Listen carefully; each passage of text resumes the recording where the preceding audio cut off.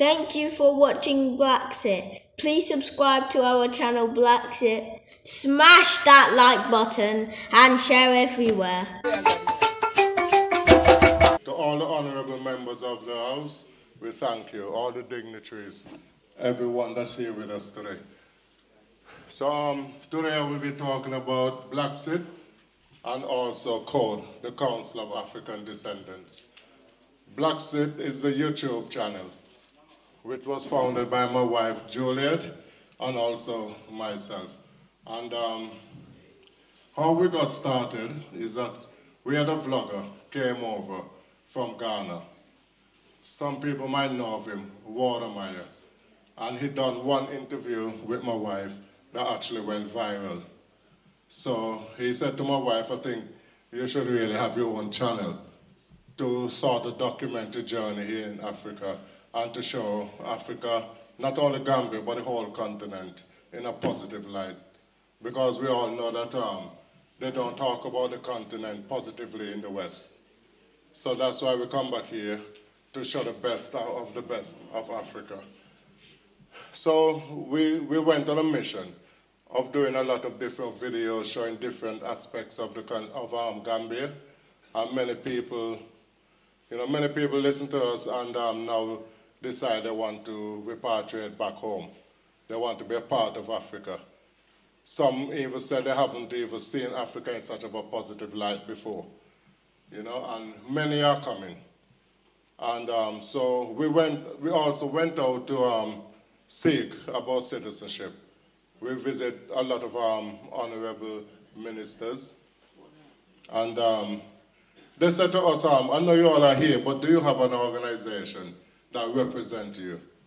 Like a central point that we could get to. And I said, at the time we didn't. So myself and my wife, we went out, we go around the community to find out if there was any registered organization that would represent us here. And there wasn't any there that was actually registered.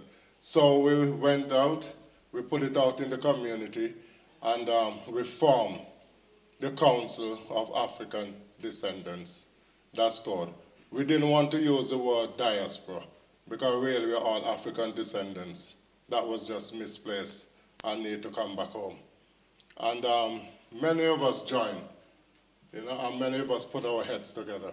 So now we think we are ready to have a proper dialogue with the lawmakers of the country in terms of us coming back home as citizens of the Gambia. And we've been traveling here since 2011. And we feel the peace of Gambia, the spirits of the people, the loving nature. It reminds me of the Caribbean island that I'm from, which is Montserrat, a small island in the Caribbean. Population never exceeds 12,000 people. And we're still a colony of England. So to show you, slavery wasn't far away. So I went to live in England due to a disaster in my country, a volcano. And because we was colony, we got automatic citizenship living in England. So even the priest himself, we grew up together. So I know him for a very, very long time from we young. But now we're home. We feel at home here. I feel the same love from the Gambians that I got in my little island in the Caribbean. Gambian people, they're respectable. Respectful people. They're very family orientated. And that's something that we used to as well in the Caribbean. When I got to England, I see so much different things. Everybody seems to be for themselves. So that family unity there in England. So yes, we're back here now and we're just appealing to the lawmakers to look at our case for citizenship. If you could make a decision on our behalf so that we all could rejoin together again as one family. Because we are all family. We just, as I say, been kidnapped and taken away to different parts to serve another race, which haven't done us any good, And they still leave some of the colonial laws that's still keeping us separate here in Africa. So we're trying to bridge that gap as well. And I think it's important for us to bridge that gap. you know. And living in the Gambia, I've learned a lot. I've learned a lot. You know, I have to say there's a lot of intelligent people here in Gambia. Very intelligent people, and I know if we all work together, we could build a greater Africa that would suit all of us. Okay? So I'm going to keep it short because of the time. All right? Thank you. Thank you very much. This is an invitation I could not reject, even though I am preoccupied with many responsibilities. The hall is symbolic of the journey. When you are struggling for an idea whose time is still hanging in the wilderness, and you have to persist so that its time would come. The theme is automatic citizenship. Belonging to which country?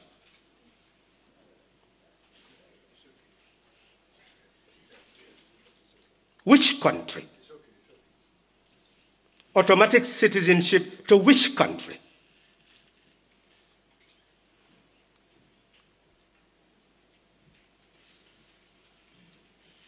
In the 18th century,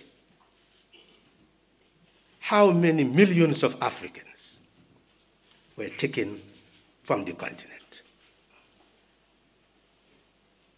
Equiano told us the Zong case,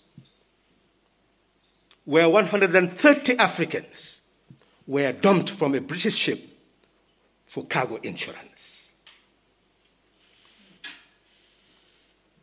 And they wrote about the thoughts and sentiments of the evils of slavery. And the struggle intensified for the enslaved to be free, to be regarded as human beings. That was the starting point of the struggle. But at that time, Africa was not conquered. Some of her people were enslaved, but the continent was not conquered. But we were not aware of the historical processes that was on. By the end of the 18th century, it was clear that Africa was at risk. The continent itself was at risk. And of course, we saw what happened in the 19th century. 1884, 1885. Those who were benefiting from the material resources of the continent saw the need to take control of territories. And they agreed among themselves to transform the continent into their property. And they struggled to do so. Between 1900 and 1914, Africa was totally gone, dominated. But prior to that, the people who spoke about our liberation as a continent were the people from the diaspora, who were enslaved, taken to foreign land, and had to struggle three forms of struggle. One, against slavery. Two, because they became the majority in the Caribbean, they began the struggle for self-determination and independence. And because they were enslaved in America, because of the color of their skin, they were not recognized as human beings. They were also struggling for their rights to be recognized as human beings. Three struggles, so that the African people will be regarded as a people. Yes, there is pain. But there is also joy that 1804, Haiti became a liberated nation. The African people in a foreign land were struggling for the right to self-determination and independence, and they were able to achieve it. Not on the continent, which was heading towards domination, but in a foreign land that they make their own, taking them as slaves, and then they became free to be owners of land. But that was not the end of the struggle. Where those who were enslaved were also struggling in the United States, they were beginning to achieve their rights to be seen as human beings. But 1847, Liberia became independent. It was seen to be a land where the people in the United States who were enslaved and free could return to their homeland. It is important for us to understand the psyche of people of African origin who were taken to the diaspora. As they gained consciousness that they were Africans and began to get African identity, that's why Sylvester Williams organized the first Pan-African Conference in London in 1900, when Africa was beginning to be completely dominated.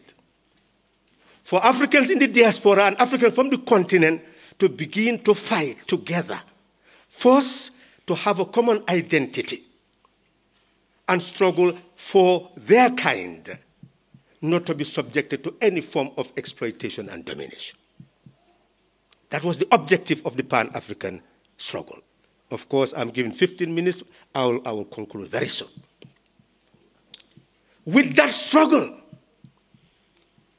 we began to realize that it was not sufficient to struggle for rights in the United States, in England, but the diaspora must struggle for an African continent that is united, a continent that could become their homeland. Because to them, they were removed from different parts of the continent.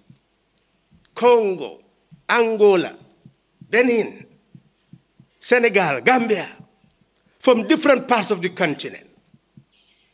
But then to return, they were already cut off from where they came from. They no longer knew which part of the continent they would return to. So the only meaningful return to them was to struggle for a continent that was united, that became their homeland, so that they would return to that continent. But they were also conscious that continent was gradually being balkanized and owned by the very foreign powers that controlled their destiny. So the Garveys and Dubois saw the need to move towards working together with Africans on the continent to struggle for our common liberation. That is where Pan-Africanism came into being. In 1919, Dubois saw the need for a Pan-African Congress to be convened at a time when the world powers had engaged in a world war, destroyed each other, and sat in Versailles in order to determine how to get reparation from each other.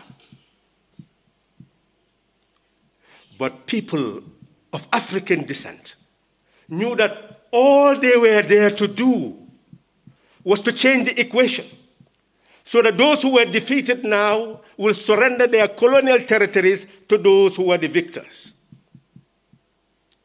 And in doing so, they will continue to colonize us and dominate us and live at our expense. Therefore, they saw the need that at that conference, they will also hold a Congress to refuse for them to continue to achieve their goal of the collective domination or subjugation of the African people. And that is why they came up with their own charter and called for the League of Nations to have a trusteeship system where those countries that were colonized by the powers that were defeated will not be taken over wholesale by those who were the victors, but will gradually allow them to be on a trusteeship system where gradually they will attain the right to self-determination and independence. That was the work of the Pan-Africanists.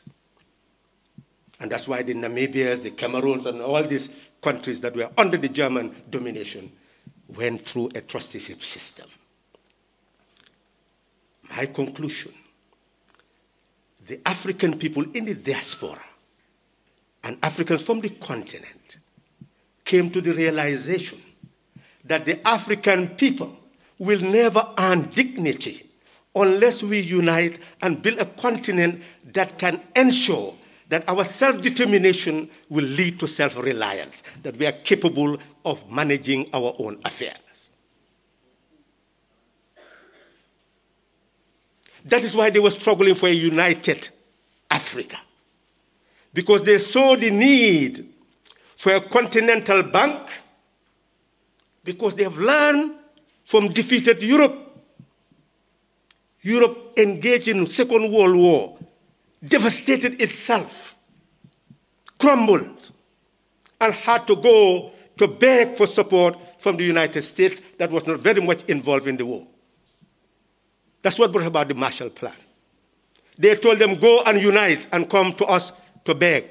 Then we'll be able to assist you. And that's where Europe developed a plan, an economic recovery program, where they saw how to link the European economies, have the European Investment Bank, create the International Bank for Reconstruction and Development, the World Bank, as well as the IMF. These were not institutions created for us and in our interest. It was for them and in their interest. And they started to assist each other in their trade. The World Bank will assist countries so that they can build the productive base of their economy, with their energy systems, and have full self-sufficiency. While the IMF will give loan to some of them so that they can buy goods from the others so that they can trade with each other. Nkrumah told the African leaders that arising out of colonialism, we had no banking system that will give the resources we need to build our industries, to build our agricultural systems. Therefore, we have to create those institutions ourselves. And Balkanized will not be able to do that. But because each leader wanted to be a leader of a particular country so that you can be seen as the president of that country, they said that was a prestigious project. And that was thrown aside. And we continue to get loans from the World Bank, get loans from the IMF, and we pay them. And not only that, countries began to build up their own systems, Kuwaiti fund, Saudi fund, all those countries, everybody with their fund, because they have gathered the information that you can build an investment bank and give loans to others, they pay you with interest, and you continue to expand the base of your economy at their expense. And Africa that said that it was going to create an African Development Bank shareholding, so much so that other countries' shares will be more than what the Africans were paying. That is the problem. The problem is the poverty of the mind. It's not poverty of resources. So, my sister, which Africa are you struggling to have automatic citizenship of? It does not exist. You have a Balkanized Africa, a poor Africa, where you come and you build your family, your house, beautiful, but others will be living in sheds and huts. You think they should welcome you, and that they have a grand heart to welcome you. And yes, they do. But they will welcome you to their huts, to 1 meal a day. And when you see that, you will shed tears instead of laugh and be happy that you are welcome to an Africa, your homeland, your birthplace, your birthright. We have a struggle to wage before that fight for automatic citizenship will be meaningful. We need a transition where each individual country, collectively as a continent, meeting to know that the diaspora is a place where Africans enslaved were taken to, and they have a right to return. And as the African Union, they must look at each country, their constitutions, all the elements that are essential to agree on a protocol on how to ensure that those who want to return now will be given all the opportunities to be able to do so in any country of their choice. That battle must start.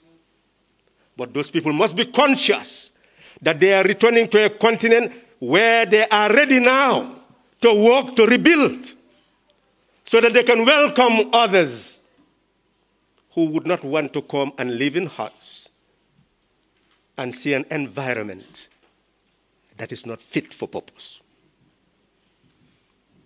So my contribution to this program is to tell you, don't have any false expectations. And don't be moved by any lip service. We have a challenge of destiny, and we are yet to address that challenge. Join us together in that search for that new Africa that can only be brought about by a new African, conscious that we have a birthright to claim, but a continent to build before that birthright can be meaningful. Thank you.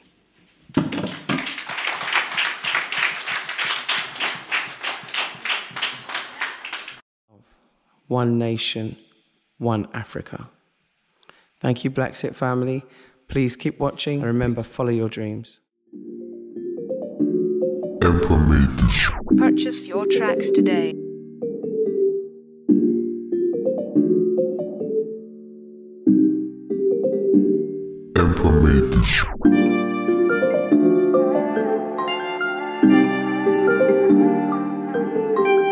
Purchase your tracks today.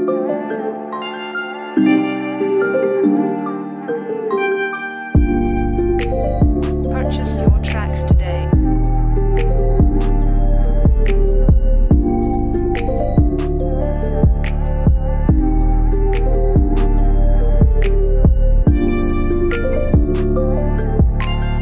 Purchase your tracks today.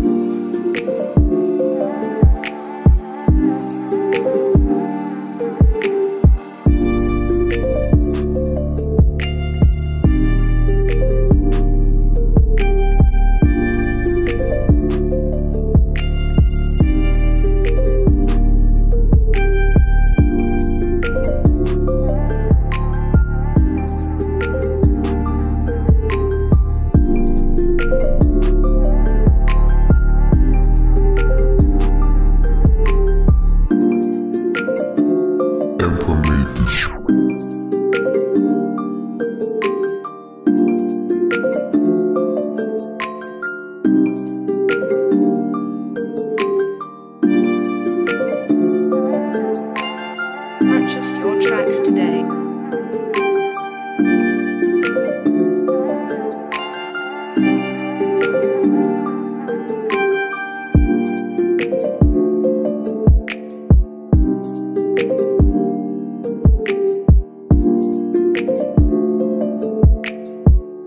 your tracks today.